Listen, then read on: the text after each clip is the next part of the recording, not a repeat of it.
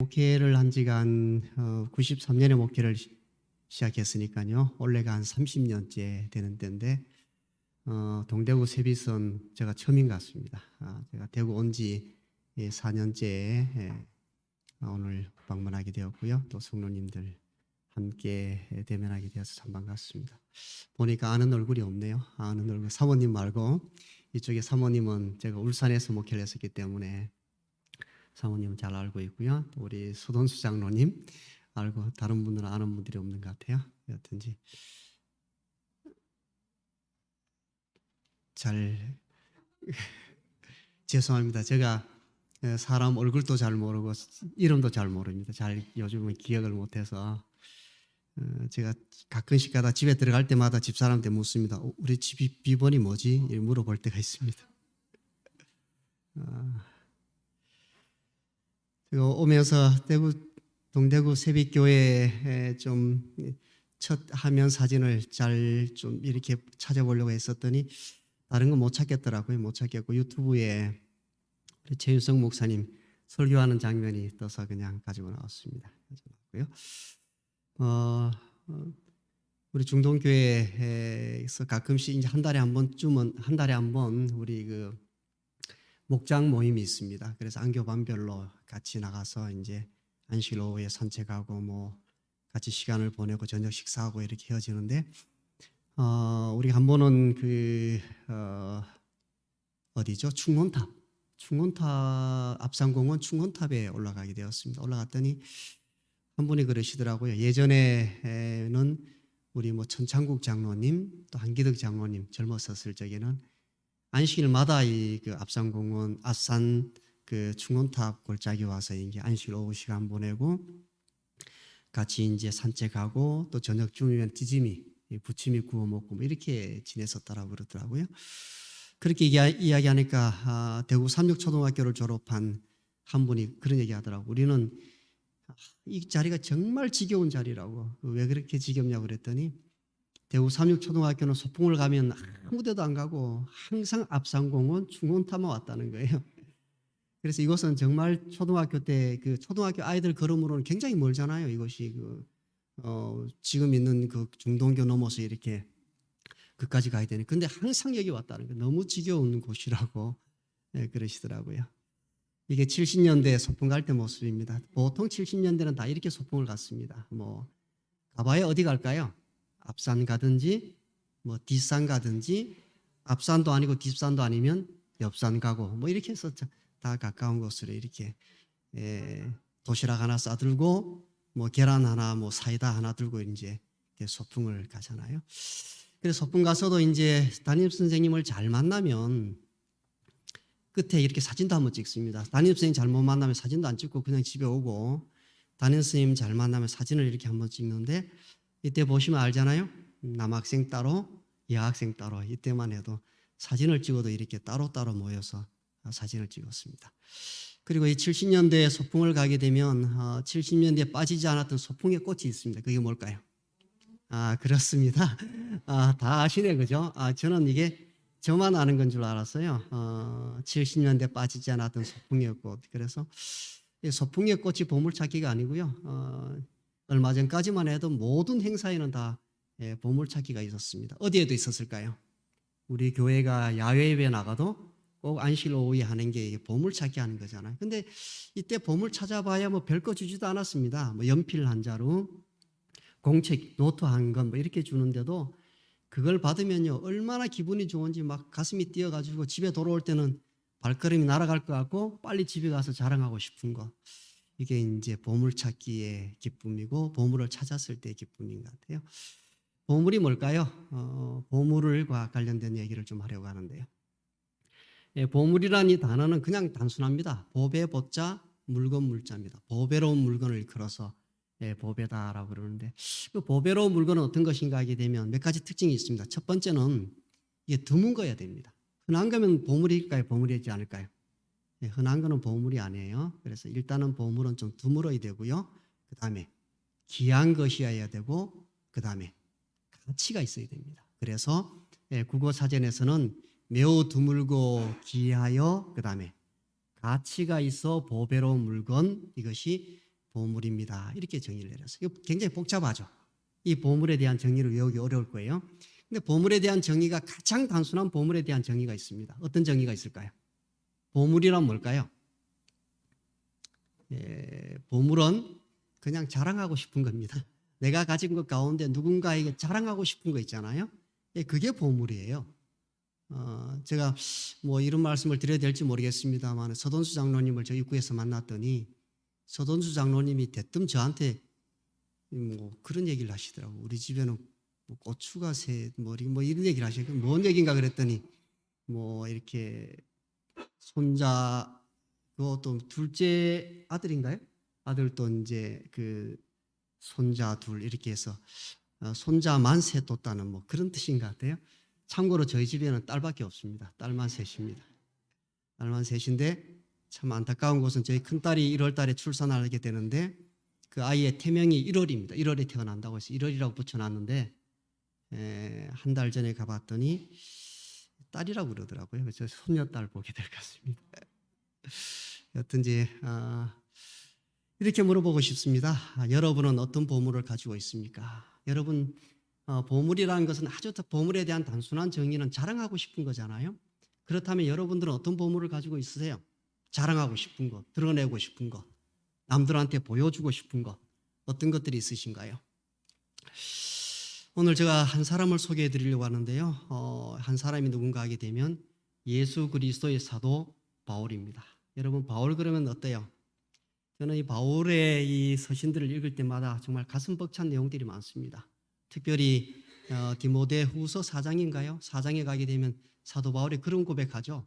내가 믿음의 선한 싸움을 싸우고 그 다음에 나의 달려갈 길을 마치고 그 다음에 선한 싸움을 싸우고 그 다음에 나의 달려갈 길을 마치고 그 다음에 믿음을 지켰으니 이제 후로는 의로우신 재판장 그분께서 나를 위해 생명의 멸관을 예배해 주실 것입니다. 나에게만 아니라 여러분 모두에게도 준비되어 있습니다. 그런 신앙 고백을 하잖아요.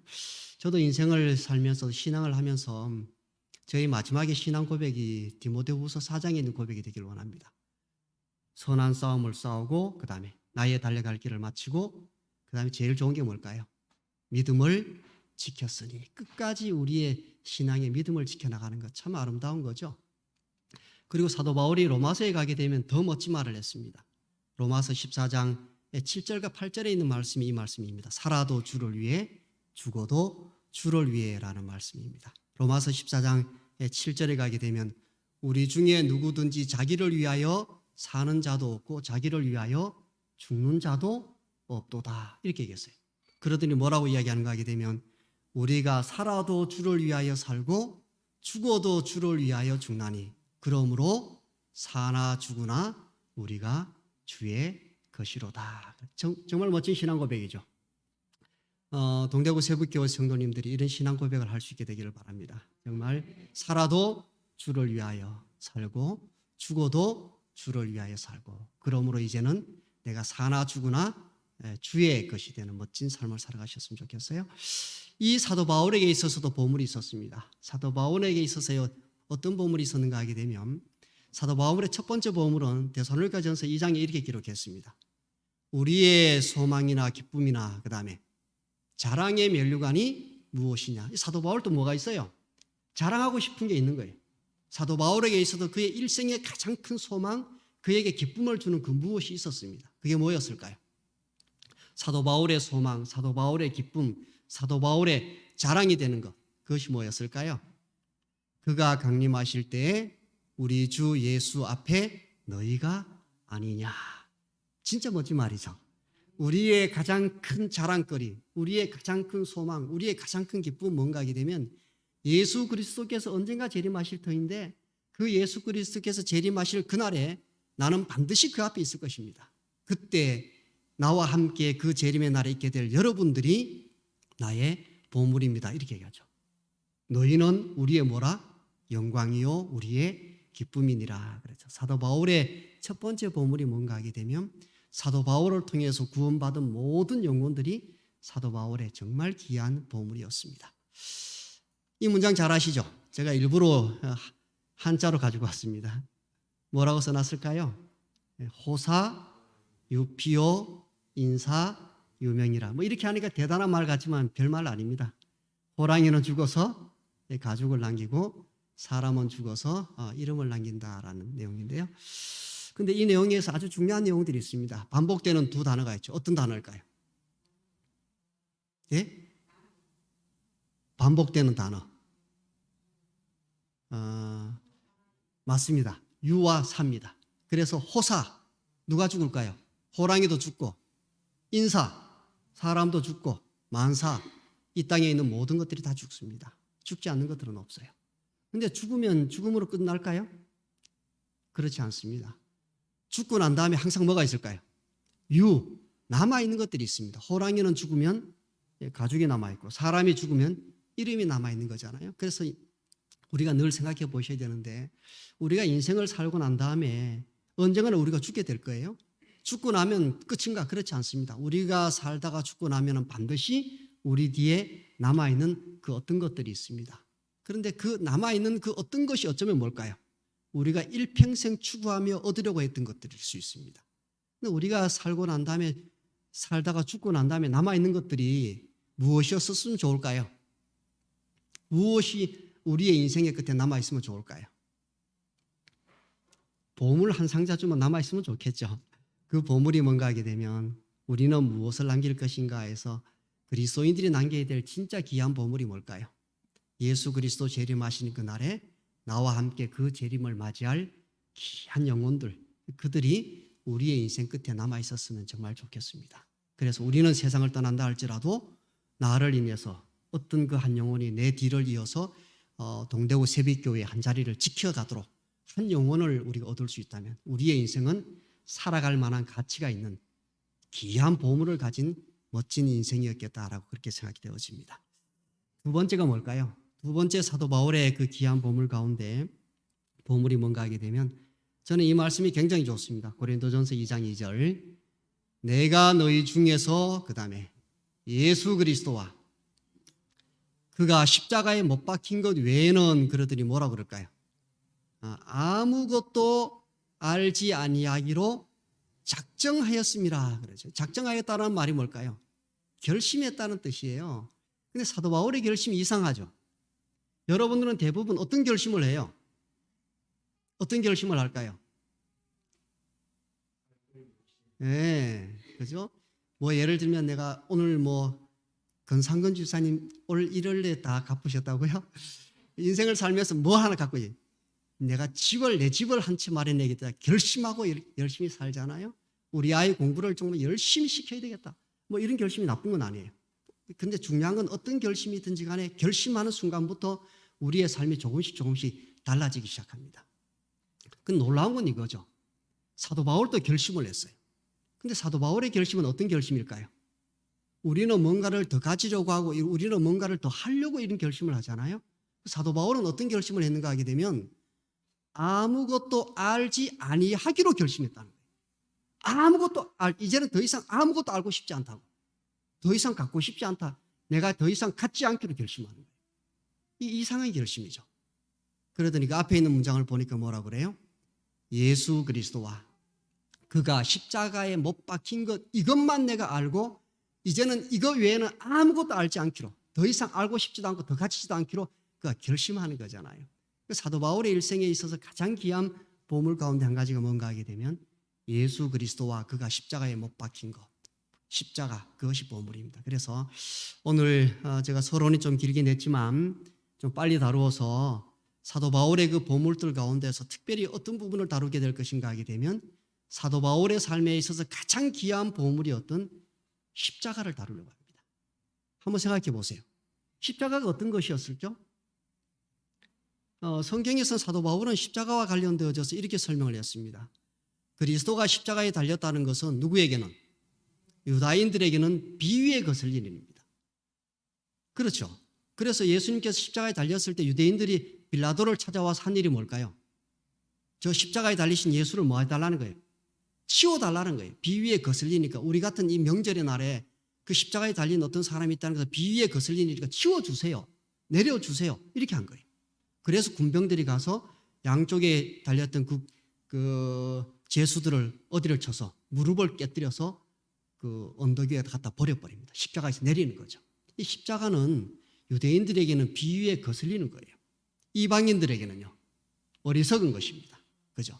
이것 십자가에 달렸다는 것은 거슬리고 어리석은 것인데, 왜 십자가에 달렸다는 것이 그 당시에 사람들에게 있어서 거슬리고 어리석은 것이었을까요?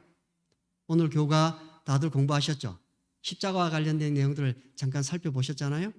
사실은 우리가 생각하는 십자가와 사도 바울이 생존하고 살아있을 그 당시 사람들이 생각했던 십자가는 천양지차입니다. 십자가는 그 당시에 치욕과 수치의 상징이고요, 혐오의 상징이고 상상할 수도 없는 어떤 그것입니다. 그래서 어떤 분은 이 십자가와 관련되어서 이야기하기를, 이것은 마치 중세의 단두대나 근대의 교수형 밧줄이나 현대의 전기의자와 같은 것으로 치장을 한 것보다 더 혐오스러운 것이었을 것입니다. 그러세요. 혹시 여러분 프랑스를 여행해 보신 분들이 계시나요? 프랑스 어딘가 광장에 가게 되면 단두대 놓여져 있는 거 보셨어요? 단두대가 어떻게 생겼어요? 딱 적당하게 목이 들어갈 만큼 이렇게 홈이 파져 있죠. 거기 뭐 하라는 거예요?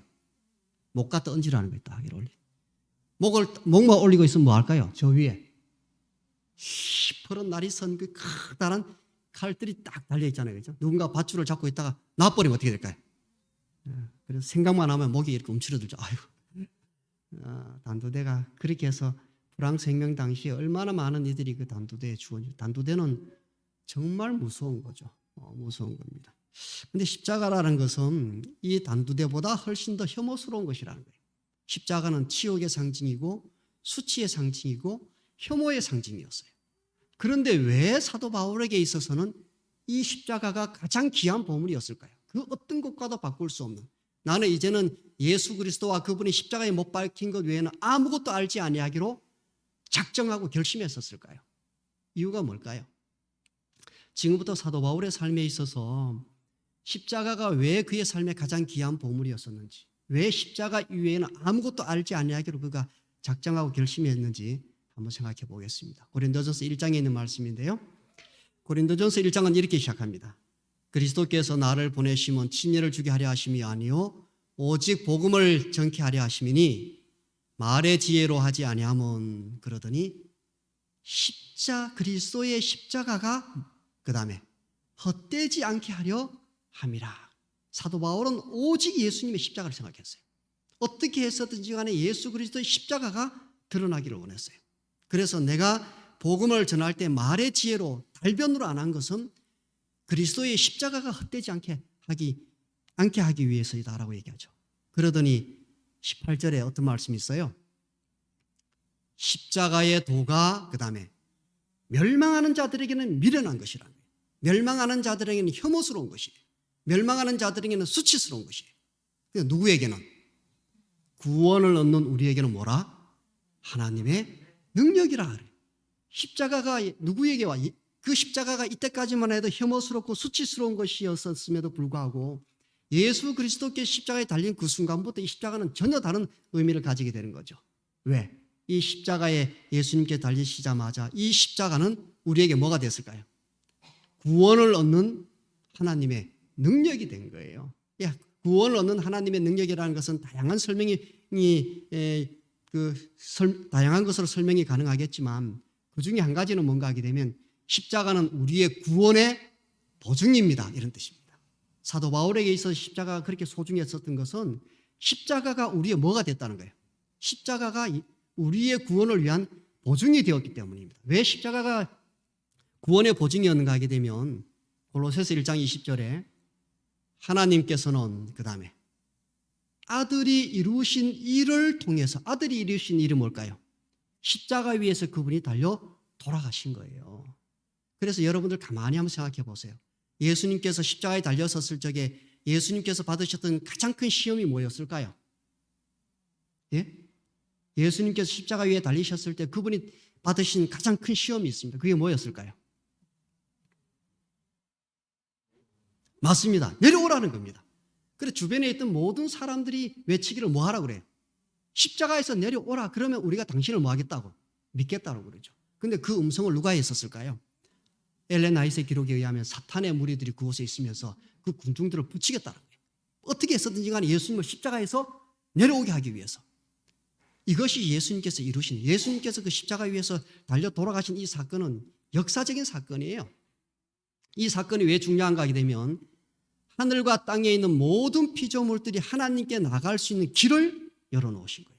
십자가는 어떤 사건인가 하게 되면 막혀있던 구원의 길을 열어놓은 역사적인 사건입니다. 이게. 여러분 가만히 한번 생각해 보십시오. 길이 막혔던 데가 있었습니다. 언제 막혔을까요? 이걸 아시는 분은 그냥 저 설교 그만 듣고 집에 가셔도 되겠습니다. 더 길게 들지 마시고. 언제 길이 여기서 하나님께 나갈 수 있는 길을 열어놓으셨습니다. 그런데 열어놓았다는 말이 뭐예요? 언젠가 열려 있었던 그 길이 막혔다가 다시 열어놓으신 거죠. 언제 길이 막혔죠? 맞습니다. 에덴 동산에 언제 막혔을까요? 창세기 3장에 보니까 창세기 3장은 아주 흥미롭게 진행되다가 어떻게 끝나는가 하게 되면 이같이 하나님이 그 사람을 쫓아내시고 그 다음에 에덴 동산 동편에 그룹들과 두루 도는 하얀금을 두어 그랬더니 성경에서 뭐라고 이야기할까요? 생명나무의 길을 지키게 하시니라. 아담과 하와가 범죄하고 쫓겨난 다음에 아무도 이 에덴 동산의 생명의 나무에 접근할 수 없도록 길을 어떻게 해서 하나님께서 딱 막으셨어요. 근데 막았던 이 길을 언제 열어놓으셨을까요? 예수님께서 십자가에 달려 돌아가실 때 그때 하나님께서 막혔던 문을 다시 길을 열어놓으신 거예요. 그래서 오늘 교가 공부할 때 가장 많이 봤던 그 문장 가운데 하나가 뭘까요? 예수님이 돌아가실 때 어떤 일이 있었어요? 성소의 휘장이 찢어졌죠. 그 성소의 휘장은요, 성소와 지성소는 천냥지차입니다. 성소는 제사장들 누구나 들어갈 수 있습니다. 그러나 지성소는 들어갈 수 있어요, 없어요? 아무도 못 들어갑니다. 대제사장만 들어가고 대제사장도 1년에 딱 한 번 들어갈 수 있는 곳입니다. 그런데 그것이 쫙 갈라졌어요. 그 지성소에 하나님이 보호자가 있는 곳이에요. 그런데 그 갈라지더니 길이 생긴 거죠. 누구든지 어디로 갈 수 있게 된 거예요. 지성소 하나님께로 나갈 수 있게. 예수 그리스도의 죽으심, 십자가의 죽으심의 사건은 놀라운 역사적인 사건이죠. 그래서 십자가 위에서 죽으신 그리스도의 피로 인해 그 다음에 만물이 하나님과 화해하게 된 것입니다. 예수님께서 십자가 위에서 돌아가시고 그분이 죽으실 때 막혔던 그 생명나무로 나가는 길이 열리고 이제는 하나님께 나아가서 누구든지 하나님과 더불어서 화목한 관계를 회복하는 멋진 삶을 살아갈 수 있는 역사적인 사건이 어디예요? 그것이 십자가입니다. 그래서 누구에게 있어서? 사도 바울에게 있어서 세상에 그 무엇과도 바꿀 수 없는 게 뭐였을까요? 예수 그리스도의 십자가입니다. 왜냐하면 그 예수 그리스도의 십자가는 그의 삶의 구원의 확신과 구원의 보증이 되었기 때문에 그렇습니다. 여러분 세상에서 가장 듣고 싶은 말이 뭔지 아세요? 세상에서 가장 존귀한 말. 제가 퀴즈를 내면서 제가 선물을 가지고 오지 못해서 맞추라고는 얘기하지 않겠습니다. 세상에서 가장 정당한 말이 뭐일 것 같아요? 근데 저는 이걸 얼마 전에 경험을 했습니다. 세상에서 가장 정당한 말이 뭔가 하게 되면 삼위가 수고했어라는 말이라고 그래요. 그래서 여러분들 교회 안에서 애쓰시는 분들 있잖아요. 안교장, 우리 한장로님, 한집사님, 안교장. 그 다음에 여러분들 있잖아요. 그죠? 그러면 손을 자꾸 톡톡 두드려주면서 오늘도 안식일학교 잘 인도해 주셔서 고마워, 수고했어요. 이렇게 이 말이 세상에서 가장 정당한 말 가운데 하나라고 그래요. 두 번째가 어디 아프니라는 말이 정말 정당한 말이라고. 혹시 이런 말 들어보셨어요? 아무도 안 들어보셨는가 합니다. 그죠? 사실은 제가 한 달 전에 저희 집 사람이 안식일이었는데 갑자기 응급실을 가자고 그러더라고요. 그래서 제가 보니까 사지 멀쩡하고 멀쩡해서 응급실 가도 아무 소용이 없을 텐데 그래도 가자 그럴 때 뭐 해야 될까요? 무조건 가야 돼요. 네. 제가 예전에 그런 거 안 해서 아주 혼난 적이 있었거든요. 그래서 속으로는 가봐도 별 볼 일 없을 텐데 그러고는 절대로 말 안 하고 갔습니다. 가기 싫어가지고 제일 가까운 곳, 저희 중동교회에서 가장 가까운 곳이 어딘가 하게 되면 한방병원 있잖아요. 대구대 한방병원 바로 옆입니다. 그래서 한방병원을 갔죠. 왜냐하면 여기 가면 아마 의사 선생님들이 그냥 가라 그럴 거다 집에. 그럼 집에 바로 와야지. 안식일이기도 하니까. 갔더니 거기는 응급실이 없어요. 그래서 할 수 없이 그럼 이왕 가는 거 제일 좋은 데 가자. 그래서 경북대 병원에 갔잖아요. 갔더니 거기서도 해줄 게 없다고 그러더라고요. 정상 진료가 돼야 MRI 찍고 하니까 다른 거 해줄 게 없다고 그래서 집에 왔어요. 근데 계속 아프다고 그러더라고요. 저 검색을 해서 두산 사거리에 보니까 뭐 통증의학과 이게 있더라고요. 갔어요. 제가 데려다 주고 예배 시간 때문에 돌아왔죠. 돌아와서 예배 다 드리고 끝나고 나서 전화하니까 이제 치료가 거의 끝났다고 그래서 데려왔어요. 왔더니 집에 와서 뭐라 그러냐면 그 MRI를 찍었더니 뭐 그 협착도 있고 목에 그 다음에 5, 6번인가 이제 그 탈출 이제 그 아마 빠져나온 것 같아요. 그래서 의사가 그 MRI를 보더니 진짜 많이 아프셨겠는데 이렇게 하더라는 거예요. 근데 그 말 한마디 들었는데 눈물이 쏟아지더라는 거예요. 자기가. 저 그 말 듣고 속으로 화가 났죠. 아니 내가 평생을 같이 살면서 좋은 말 얼마나 많이 해줬는데 한 번도 내 앞에서 울지도 않다가 어떤 외간 남자가 아프지 이 말 한마디 했다고 눈물을 흘렸다고 그러니까 막 속이 상해가지고 아니 세상에 그 말이 근데 진짜 어디 아프니까 되게 힘이 있는가 좋은 말인 것 같아요. 아픈 사람에게 이리가 힘내라는 말입니다. 힘들지 힘내 괜찮아 뭐 이런 말이 세상에서 가장 정다운 말이에요. 퀴즈입니다. 세상에서 가장 좋은 말은 뭘까요? 정다운 말은 이거예요. 가장 좋은 말은 뭘까요? 여러분 세상에서 정말 좋은 말이 있습니다. 예? 또이또이하게 얘기하세요. 제가 잘 못 알아듣습니다. 또 사랑이 많이 그리우시죠? 정말 세상에서 가장 좋은 말이 뭔 줄 아세요? 세상에서 가장 좋은 말은 요한복음 19장에 기록된 말씀입니다.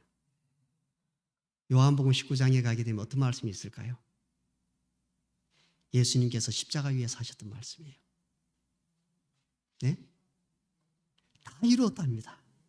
저는 세상에 이보다 더 좋은 말이 없는 것 같아요. 여러분 인생을 살 때 여러분들이 마지막 순간에 마지막 숨을 몰아쉬면서 다 이루었다. 그리고 죽을 수 있는 사람이 있을까요? 다 이루었다는 말은 뭐예요? 여한이 없다는 내가 이 세상에 왔던 그 모든 일들, 사명들, 내가 해야 될 그 모든 일들을 다 이룬 거죠. 완성이 된 거예요. 예수님께서 십자가 위에서 뭐라고 했어요? 다 이루었다라는 거예요. 뭘 다 이루었을까요? 인류의 구원을 위한 모든 일들을 그분이 십자가 위에서 다 이루신 거예요. 그죠? 얼마나 놀라운 말씀이에요. 한 번은 D.L. 무디가 그런 경험을 했다고 그러죠. 전도회를 했었는데 마치고 나오니까 어떤 젊은이가 막 헐레벌떡 뛰어왔습니다. 근데 자기는 그 전도에 참석하려고 뛰어왔는데 일단 마친 거예요. 그 D.L. 무디 선생님을 만났어요. 만나서 그가 이렇게 얘기하죠. 선생님, 제가 무엇을 해야 구원을 얻을 수 있겠습니까? 그랬다 그러죠. 그랬더니 D.L. 무디가 그 젊은이 보고 한 말이 있습니다. 뭐라고 얘기했냐면 젊은이 너무 늦었네 그러더라고요. 내가 무엇을 해야 어떻게 해야 구원을 얻을 수 있습니까? 그랬더니 D.L. 무디가 젊은이들어 너무 늦었다고 그랬어요. 젊은이의 가슴이 철렁 내려앉은 거죠. 자기는 그 바쁜 중에도 빨리 그 집회에 참석해서 말씀 듣고 어떻게 구원 얻는지 좀 배워서 구원 얻어보려고 그렇게 헐레벌떡 뛰어왔는데 집회가 마친 것만 해도 아쉬운데 너무 늦었다라고 그러니까 얼마나 놀랐겠어요. 근데 D.L. 무디가 이어서 뭐라고 그랬을까요? 이 문장을 같이 읽겠습니다. 시작.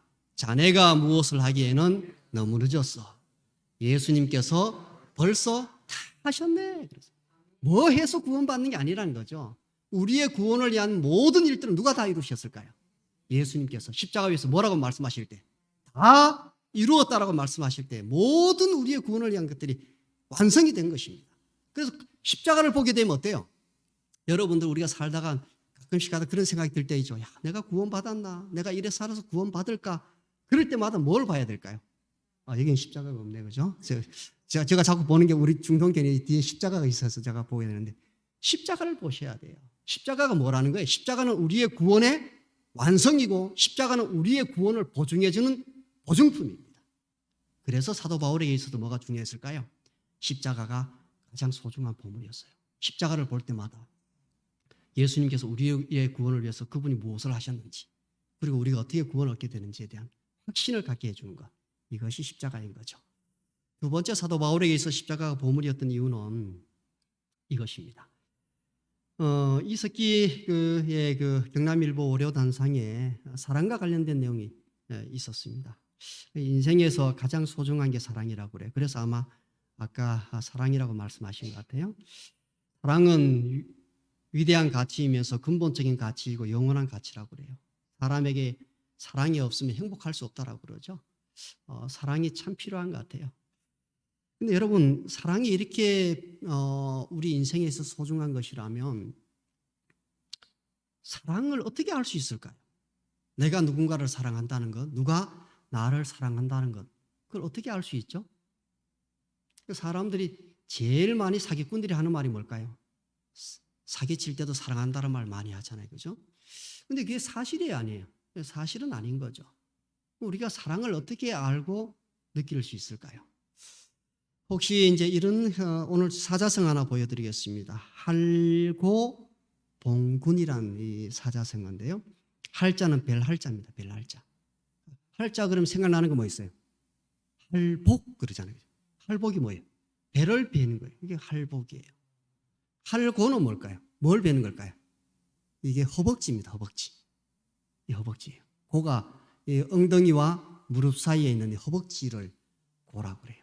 허벅지 고자예요. 할고는 뭐예요?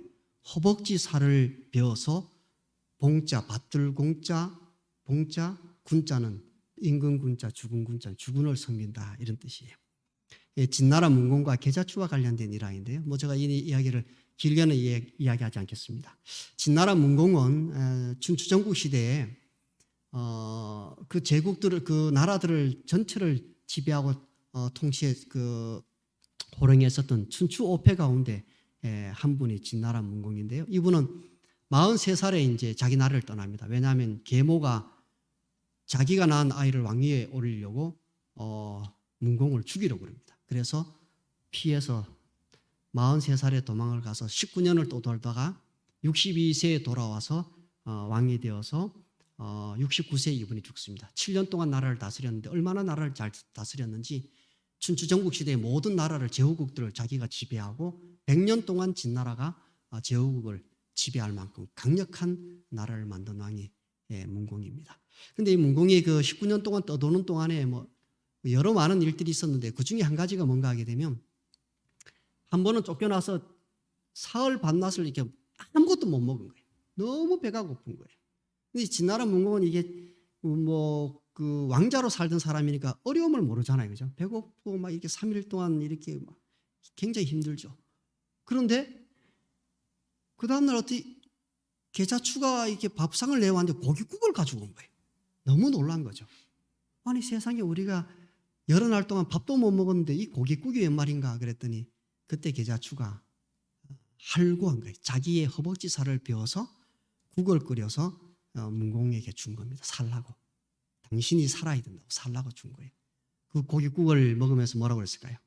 내가 다른 사람은 다 잊어버려도 누구만큼은 자네만큼은 내가 절대로 잊지 않겠다고. 근데 사람의 이런 말은 믿을 게 못합니다. 진나라 문공이 자기가 왕이 되어서 농공행상을 했었는데 그때 누구를 잊어버렸을까요? 다 농공행상했는데 계자추만은 잊어버렸습니다. 그랬더니 계자추가 이 모습을 보고 자기의 고향으로 돌아가 버립니다. 내가 공을 바라고 중의를 지킨 것이 아니라 내 소임을 다한 것일 뿐. 그리고는 고향으로 돌아갔어요. 문공이 사람을 보내서 오라고 그러니까 오지 않아요. 나중에 또 찾으니까 어머니를 데리고 면산이란 산속으로 들어가 버립니다. 아무리 찾아도 찾을 길이 없어요. 그래서 문공이 그 면산을 불을 질러 버립니다. 왜냐하면 계자추가 효자니까 불을 지르면 어머니를 모시고 나올 거다 생각해서 불을 질렀어요. 면산이 3일 밤낮을 불을 탔는데 나오지 않습니다. 나중에 올라갔더니 이렇게 모자가 함께 타주고 있었어요. 버드나무에 등을 기대고 계자추와 모친이 죽어 있는 시신을 발견하게 된 거죠. 그래서 문공이 뭐라고 그랬을까요? 계자추가 죽은 날은 뭘 하지 마라? 불을 피우지 마라. 불 안 피우면 뭐 먹게 될까요? 찬 음식 먹게 되죠. 그게 한식입니다. 우리나라 4대 절기 가운데 한식이 이때 있어요. 이 사건을 계기로 해서 일어난 일이고요. 나중에 계자추가 죽은 그 버드나무 뒤편을 보니까 구멍이 있었는데 거기에 하나의 편지가 있었습니다. 살을 바쳐 죽은 군주께 충성을 다한 것은 군주께서 항상 청명하시기를 바란 때문이었습니다. 이 말을 듣고 정말 문공이 열심히 왕노릇을 합니다. 그래서 멋진 왕이 되게 된 거예요. 놀랍죠? 여러분 인생을 살다가 제가 생각을 해보는데 너무 섬찟한 거예요. 어떻게 자기의 허벅지 살을 칼을 떼어서 베어가지고 군주를 위해서 드릴 수 있을까? 나눌 수 있을까? 오늘 저녁에 한번 남편과 아내의 사랑을 한번 테스트해 보세요. 당신 허벅지 살 베어서 나 줄 수 있어요? 못 베어주는 사람은 진짜 사랑하는 게 아니고 말로만 사랑하는 사람들이에요. 우리가 누군가를 사랑한다고 그러지만 크게 사랑하지는 않습니다. 큰 희생들이 따르지 않아요. 여러분 허벅지 살 베기도 힘들잖아요. 보세요. 우리는 하나님의 사랑을 어떻게 알 수 있을까요?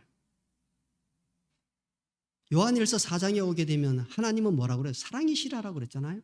하나님은 사랑이시니까 하나님의 사랑도 무언가를 나타났을 거 아니에요. 하나님의 사랑을 어떻게 알 수 있어요? 그래서 이제 성경을 읽어보게 되면 성경은 얼마나 논리적인지 모릅니다. 하나님은 사랑이시라고 말씀하시더니 그 다음에 하나님의 사랑이 우리에게 이렇게 나타났습니다. 이렇게 한 거예요. 어떻게 나타났을까요? 하나님이 당신의 독생자를 세상에 보내시면 그로 말미암아 우리를 살리려 하심이라. 하나님의 사랑은 당신의 독생자 예수 그리스도를 세상에 보내신 것으로 나타났다는 거예요. 오늘 교과 공부할 때 들으셨죠? 예수님께서 나사렛이라는 동네 이 인간이 사는 세상 속에 와서 사시는 그 자체가 그분에게서는 얼마나 큰 고통이었는지 모릅니다. 여러분들도 지금 감옥에 가서 한번 살라 그래 보세요. 감옥에 사는 삶이 행복할까요? 제가 김천에 있을 때 교도소를 방문한 적이 있었잖아요. 교도소에 가서 한 달에 한 번씩 그 교도소 수감한 그 젊은이들과 하고 같이 성경 공부하고 했었는데요. 들어보니까 얘들이 얼마나 잘 사는지 몰라요. 가만히 있으면 때 되면 밥 주죠. 밥 다 나오죠. 그 다음에 뭐 때 되면 자기들이 공부하고 싶은 거 다 합니다. 어떤 아이들은 악기 공부하고 어떤 아이들은 정비 공부하고 어떤 아이들은 제빵 공부하고. 그래서 제가 그랬어요. 야, 너희들은 나보다 낫다. 나는 뭐 공부하고 싶어도 돈이 들어서 못하는데 너희들은 하고 싶은 거 다 하니까 얼마나 좋아. 그랬죠. 그랬더니 딱 한마디 하더라고요. 여기는 자유가 없잖아요. 그러더라고요. 그게 차이뿐이죠. 고통스러운 거죠. 하나님께서 당신의 독생자를 이 땅에 보내셨어요. 근데 그냥 보내신 것 그 자체로도 고통스러운 일인데 왜 보내셨을까요? 10절에 사랑은 여기 있으니 그러죠. 이 말씀도 같이 읽겠습니다. 시작. 사랑은 여기 있으니 우리가 하나님을 사랑한 것이 아니요 하나님이 우리를 사랑하사 우리 죄를 속하기 위하여 화목 제물로 그 아들을 보내셨습니다. 그러죠. 여러분 화목 제물이 뭐예요? 목을 베어서 죽이려는 거잖아요. 그죠? 목을 베어서 그가 피를 흘려 죽어야만 화목 제물로서의 사명이 완성이 되는 거예요. 하나님께서 당신의 독생자 예수 그리스도를 이 땅에 보내실 때 뭐로 보내셨다는 거예요? 예수 그리스도를 우리 죄를 위한 화목 제물로 죽으라고 보낸 거예요. 여러분들 가운데 누가 자기 자식을 죽으라고 보낼 수 있는 사람 손 들어보세요. 허벅지 살 조금도 베어주기 어려운데 자기의 가장 사랑하는 그 아들을 독생자 된 그 아들을 세상에 뭐로? 제물로 보내주는 그걸 통해서 뭘 알라라는 거예요? 하나님의 사랑을 알라라는 거예요. 그래서 요한복음에 오게 되면 예수님께서 돌아가시기 전에 이렇게 말씀하셨어요. 사람이 친구를 위하여 자기 목숨을 버리면 뭐하니라? 이보다 더 큰 사랑은 없습니다. 그래서 예수님께서 목숨을 버리는 사랑이야말로 가장 큰 사랑입니다. 더할 나위 없는 세상에서 가장 큰 사랑입니다라고 얘기하는 거잖아요. 그죠? 그래서 엘렌 아이슨 높은 부르심 147페이지에서 이렇게 얘기했습니다. 갈바리의 십자가로서 그분께서는 우리에게 당신의 깊은 사랑의 증거를 뭐 하셨다? 주셨다. 십자가가 뭐였을까요? 십자가는 하나님의 사랑의 증거입니다. 아시겠어요? 그래서 사도 바울은 이 십자가가 정말 소중했습니다. 십자가를 바라보면 뭘 얻어요? 구원의 확신을 얻게 되는 거예요. 십자가를 바라보면요. 정말 하나님이 나를 사랑하실까? 이런 생각이 들 때가 있잖아요. 인생의 어떤 어려움과 고난을 당할 때 하나님께서 나와 함께 계실까? 하나님이 나를 사랑하실까? 그럴 때 뭘 봐야 돼요?